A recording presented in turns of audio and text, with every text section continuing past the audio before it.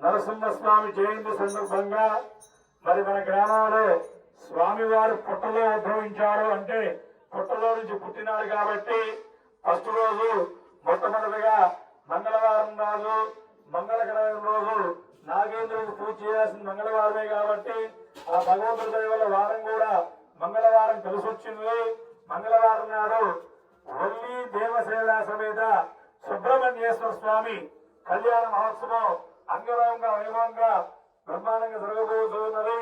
తరువాత 22వ తారీఖు నాడు భూదేవి రాజ్యలక్ష్మి మహాతల్లి భూదేవి అంటే భూమి మీద పూజించిన అమ్మవారు రాజ్యలక్ష్మి అమ్మవారు, సీతా అమ్మవారు, మా తల్లి జగజ్జనని అమ్మవారు కాబట్టి ఆ రోజు నృసింహస్వామి జయంతి స్వాతి నక్షత్రము నారసింహ రూపంగా ఇక్కడే ఉన్న పక్కన ముత్యాల పందిర్లో వేద మంత్రోచ్చారణ మధ్య నారసింహస్వామి కళ్యాణ మహోత్సవం అంగరంగ వైభవంగా జరగబోతూ ఉన్నది.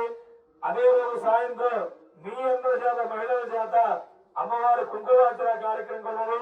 మరునాడు 23వ తారీఖు నాడు స్వామివారి ఈ కార్యక్రమాలన్నిటికీ కూడా సుదర్శనము, నారసింహయామం, నవగ్రహ అన్ని హోమాల మంత్రాలతో మహాపౌర్ణాది కార్యక్రమం ఉన్నది.